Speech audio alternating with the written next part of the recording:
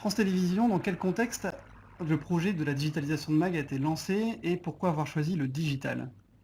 Alors en fait, à l'époque, la directrice de la communication a demandé le zéro papier et donc plus de mag interne papier, ce qui était le cas, jusque-là. Pour nous, le digital a une importance capitale, car il nous permet de toucher l'ensemble des collaborateurs. Parce qu'il faut savoir que France Télévisions, c'est 9 500 collaborateurs, dont 4 000 sur la région parisienne, mais tous les autres sont en région et en outre-mer.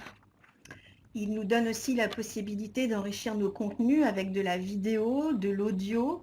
Et à France Télévisions, la vidéo, c'est quand même notre cœur de métier. Donc, c'est ultra important et génial de pouvoir le faire à travers un magazine interne digital. On peut également y mettre des liens vers notre intranet et donc multiplier l'impact des infos qu'on partage. On peut surprendre l'audience avec des animations, donc des vidéos, des podcasts. À travers la vidéo, c'est plus facile effectivement pour un même message de toucher en très peu de temps un collaborateur et de lui expliquer les choses plutôt que de lui donner un long texte qui va être difficile à déchiffrer. Donc n'hésitez pas à utiliser ce média. On voit d'ailleurs aujourd'hui que YouTube est le deuxième moteur de recherche derrière Google aujourd'hui au monde. Donc la vidéo prend une place de plus en plus importante dans les usages. D'autres avantages que vous avez à faire un magazine sur le digital, ça va être la problématique, pour répondre à la problématique du zéro papier. Vous allez faire un effort pour l'environnement. Vous allez également pouvoir savoir ce qui fonctionne ou ce qui ne fonctionne pas au fur et à mesure du temps dans votre magazine interne digital et adapter votre stratégie éditoriale. Vous allez voir si un magazine est tout de suite lu ou pas lu et quelles pages sont également consultées. Mais on aura l'occasion d'y revenir un petit peu plus tard dans ce webinaire. C'est également la possibilité d'optimiser vos budgets et de réduire les coûts de production et de distribution liés au papier. Vous allez gagner également en réactivité et en flexibilité sur la réalisation de votre magazine interne digital. Vous allez apporter les contenus plus rapidement au bon lecteur et en cas d'erreur également, vous allez pouvoir modifier au dernier moment le magazine interne digital, pouvoir faire une correction même si le magazine interne digital est posté et vous retournez en très peu de temps. C'est l'occasion également d'optimiser l'expérience de lecture. Aujourd'hui, on est quand même sur un secteur où on est sursollicité en termes de contenu. Il est important de se différencier, d'apporter une vraie expérience au lecteur et le digital permet justement à travers des enrichissements, à travers du storytelling enrichi, de capter l'attention du lecteur. On est également sur une génération zapping aujourd'hui qui a besoin d'aller à l'essentiel, de voir très rapidement les informations et les titres clés. Le digital permet justement de mettre en exergue les grandes informations et une synthèse très rapide au lecteur sur que contient le magazine interne digital et les grands sujets. Et s'il souhaite s'attarder sur un contenu, de pouvoir lire en second temps l'information de son magazine interne digital. Qu'est-ce qui, d'après vous, Frédéric, fait un bon journal interne digital? Vaste question, mais j'ai quand même quelques éléments de réponse. Alors d'abord, il faut considérer que c'est un outil stratégique de com interne. Effectivement, il a pour vocation de valoriser les collaborateurs, de favoriser l'engagement des salariés, de renforcer leur sentiment d'appartenance à l'entreprise. On peut aussi rassurer les équipes en temps de crise. Par ailleurs, le mag interne digital a aussi pour vocation de les informer sur les évolutions, les succès, les échecs aussi, parce qu'il ne faut pas en avoir peur, la vie sociale de l'entreprise, accompagner le changement aussi, c'est-à-dire les prévenir et leur faire accepter les changements importants comme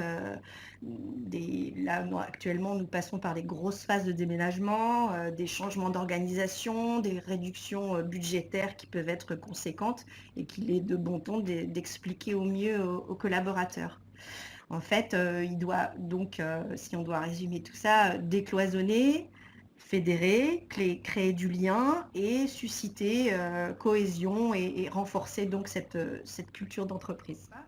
Alors, comme notre mag interne est un mag trimestriel, nous avons pris le parti de faire un dossier à chaque magazine pour pouvoir aborder un sujet en profondeur et associer du texte, de l'audio, de la vidéo, bien évidemment. Mais ça nous a permis aussi sur certains gros sujets, comme là par exemple le plan d'exemplarité à France Télévisions, qui a un dispositif énorme, qui a des ramages absolument insensés. Web Publication nous a proposé de mettre en place une infographie interactive en motion design pour pouvoir expliquer de manière un petit peu plus ludique certains rôles et missions et outils techniques du groupe en fait.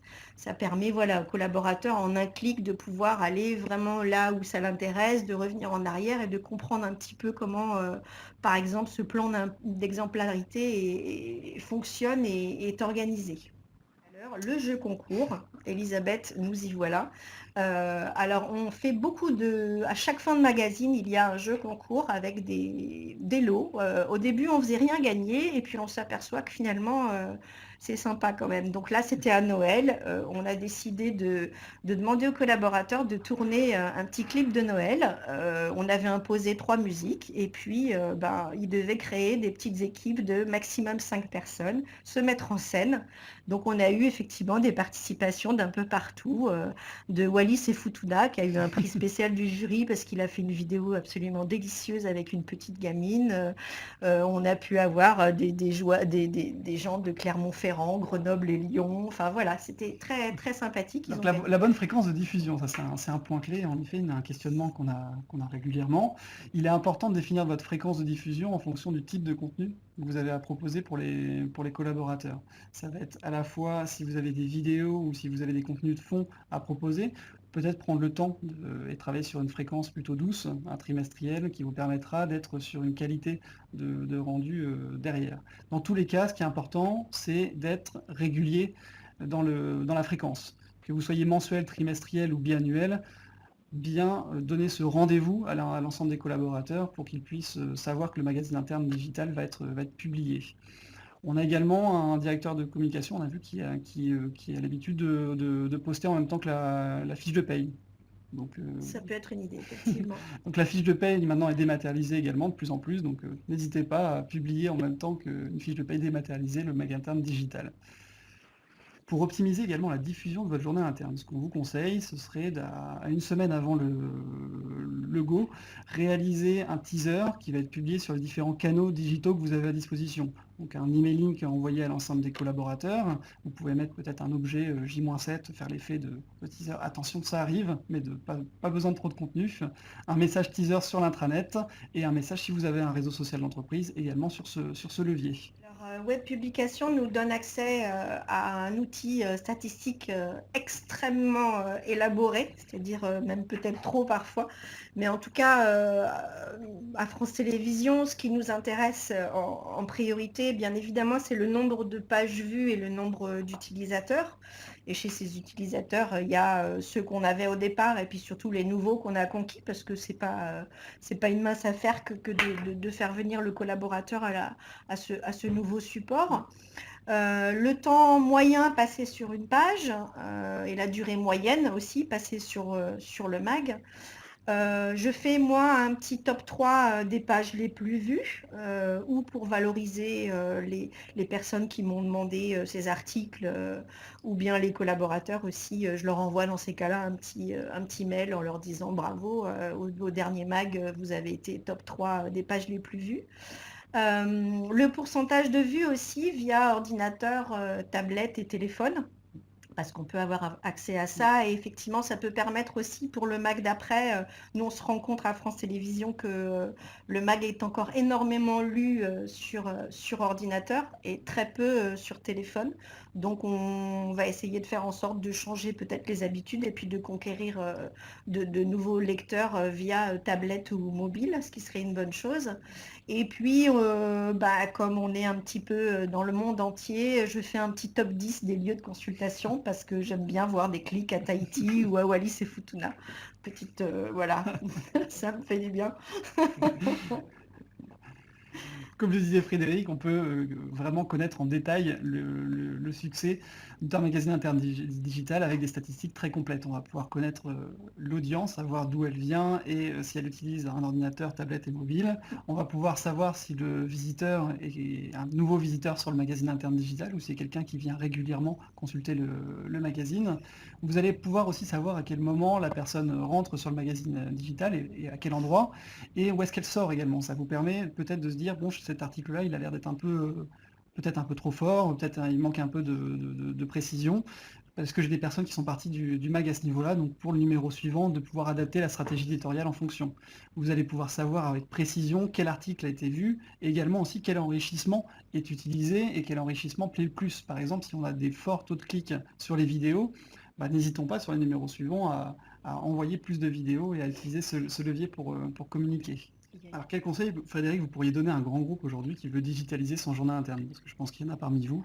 Certainement. Je leur dirais que dans un premier temps, il faut définir l'objectif général pour chaque public. À France Télévisions, on a vraiment différents publics et il faut s'adresser à chacun d'entre eux, entre les administratifs, les journalistes, les gens qui travaillent sur les plateaux. Enfin voilà, il faut absolument favoriser l'engagement de tous ces collaborateurs, prévoir, comme je le disais tout à l'heure, des circuits de validation courts pour être efficaces et rapides. Mettre en avant les équipes et pas toujours le corps managérial, c'est très important. L'info descend, mais elle remonte également et le mag interne doit vraiment être le lieu où ça se passe. Peut-être utiliser l'image, bien évidemment le plus possible, et Dieu sait si c'est primordial à France Télévisions, l'image. Réaliser des vidéos courtes, ça aussi c'est un secret. Au-delà de 2 minutes, 2 minutes 30, le collaborateur décroche. Donc si une interview malheureusement dure 2 minutes, faire en sorte de la découper, d'insérer des questions entre pour vraiment la rendre la plus dynamique possible et donner envie aux gens d'aller au bout de l'interview. Surtout qu'il y a mon nom à la fin, donc c'est sympa qu'ils aillent jusqu'au bout. Adopter un ton léger. On n'est plus dans le papier, on est dans le digital. Je pense qu'on peut se permettre un ton un peu plus léger, accessible. Et puis, comme je disais, ne pas s'enfermer dans des rubriques prédéfinies. Tout est possible avec ce mag et le nombre de pages, le nom des choses n'a strictement aucune importance. Ça se doit d'évoluer au fil des numéros que vous sortirez. Frédéric a utilisé donc Web Publication pour réaliser son mag interne digital. Je vais vous présenter en 2 mots ce qu'est Web Publication. C'est la solution qui vous permet de créer des supports de communication interactifs sans écrire une ligne de code. En gros, vous pouvez passer directement par vos graphistes qui utilisent InDesign pour réaliser ce type de projet. Comme je le disais, la solution vous permet à la fois d'être autonome. Si vous internalisez les choses, vous allez pouvoir donner la possibilité à vos graphistes qui étaient hier print, la possibilité de faire du digital. Si vous n'avez pas le temps, on peut aussi le faire totalement pour vous à partir de vos contenus. La solution vous permet, ça vous l'avez vu très rapidement à travers l'exemple montré par Frédéric, on peut raconter une histoire de manière très bornée, avec un début et une fin. On va pouvoir être très clair et très synthétique dans la façon de s'adresser aux collaborateurs et de pouvoir ajouter à la fois de la créativité à travers d'une double à l'autre, mettre vraiment beaucoup de créa et d'émotion dans ces différentes slides en fonction des sujets que l'on raconte, et on va pouvoir également avoir du rich média bien placé au bon endroit dans cette histoire. Et de faire aussi, comme on le disait, des passerelles entre les différents supports au bon moment, de pouvoir demander l'avis aux collaborateurs, de mettre un quiz, etc., aux différents niveaux. La solution va aussi vous permettre, ça c'est un point clé aujourd'hui de toute manière en web, on ne triche pas, on va aujourd'hui avoir des statistiques très précises sur l'usage des collaborateurs, donc profitons-en, on va pouvoir très rapidement modifier les choses et de faire un magazine interne digital de plus en plus collaboratif et qui va plaire de plus en plus à l'ensemble de vos collaborateurs en analysant très précisément ces statistiques.